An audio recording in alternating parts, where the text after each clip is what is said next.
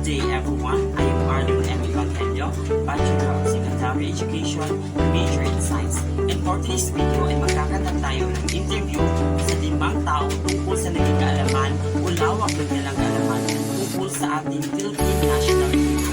Kaya samahan niyo na ako kung ano nga ba ang magiging sagot nila sa katanungang how will they know about the Philippine National Hero. Kaya wag na natin papatigalin pa, let's jump to the video! Ang unang makakapanayam natin ngayong araw ay si Kent Joseph Bihuna. Siya ay 17 years old, nakatira sa Purok 3 Kamansi, Turil, Davao City, at isang grade 11 student of Brokenshire of Turil. Kaya alamin natin kung ano nga ba ang kanyang sagot sa tanong na how well they know the Philippine National Hero. According to Kent Joseph Bihona, our Philippine national hero was recognized for their role in the history of the Philippines. They are the one who helped shape our nation, their bravery to fight for the country's freedom, independence, and democracy, and courage to face tremendous struggles, even treachery and death itself for the sake of our country. He also added that they risked their lives for our country and they became our role models to be brave and fight for our freedom. He knows that some of our national heroes like Dr. Jose Rizal, Andres Bonifacio, Apolinario Mabini, and many more that once risked their lives for our sake and the sake of our country. Also, he said that they have a big impact in our Philippine history and they are our role models that we need or we must not forget but we must be proud of them. At ang susunod na makakapanayam natin ngayong araw ay si Maria Victoria B. Aducan. Siya ay 18 years old, nakatira sa Purok 2 Kamansi, Turil, Davao City, at isang first-year college of DCC with a course of Bachelor of Secondary Education, major in Mathematics. Ano nga ba ang magiging sagot niya sa tanong na how well they know the Philippine National Hero? According to Victoria, it's Dr. Jose Potasio Rizal Mercado y Alonso Realunda, who doesn't know the most famous and legendary hero of our country. He was the one who stand for and protect our beloved country without using violence as a weapon. He fought for the country through intelligence and truth. He used his wits and capabilities to help people. He was a doctor, an inventor, an author, a journalist, and many other professions. He could be just to extend help to those in needs. He was also the author of No Limitang Hire and El Filibusterismo, two of his masterpiece novels that he used to show the cruelty and unequal treatment to Filipinos of the government during Spanish colonization. Unfortunately, he was shot at Magumbayan because of rebellion. He died protecting and standing for our country.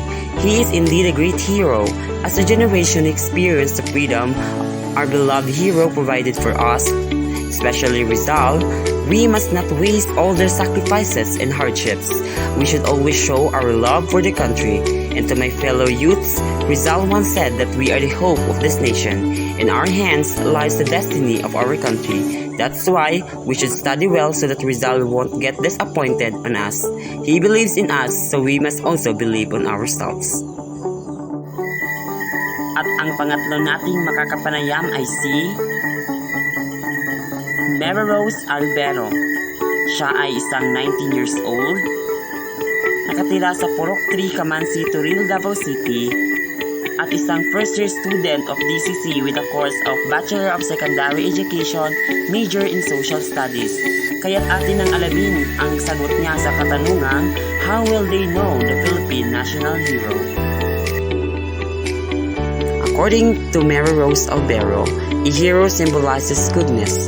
Rizal gave us freedom by using goodness.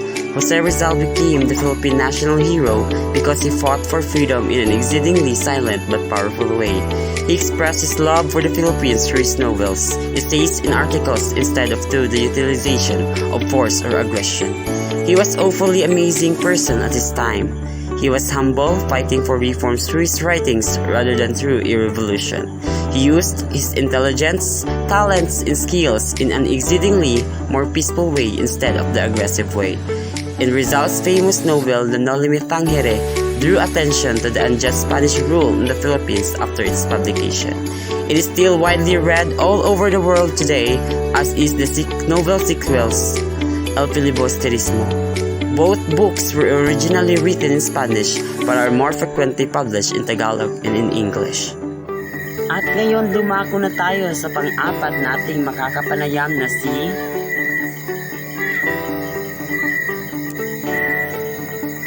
Freddy Villar. Isang 20 years old, nakatira sa Purok 6 Baracayo Dalian Plantation, Tiril, Davao City, at isang call center agent. Kaya't ating alamin at tuklasin ang magiging sagot niya sa katanungang how will they know about the Philippine national hero?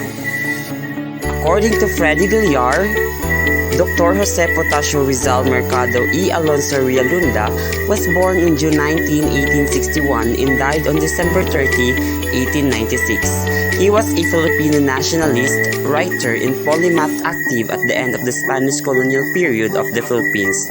He is considered as the national hero or pambansang bayani of the Philippines. An ophthalmologist by profession, Rizal became a writer and a key member of the Filipino propaganda movement which advocated political reforms for the colony under Spain. He was executed by the Spanish colonial government for the crime of rebellion after the Philippine Revolution broke out, since it was inspired by his writings.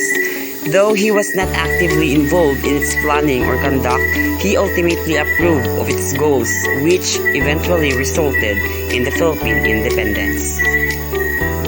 In conclusion, our Philippine national hero is not a fighter using a sword nor a gun, but is a true patriot through his pen that makes us enjoy the freedom that we all deserve in the present. And now we are in the last part of the video, ang panglima nating makakapanayam. Sino kaya siya? Si Cheryl Grace Chavez, isang 17 years old, nakatira sa Purok 1, Lubugan, Turil, Davao City, at isang grade 12 student of Crossing Bayabas National High School. Ngayon, atin alamin ang magiging kasagutan niya sa katanungang how will they know about the Philippine national hero?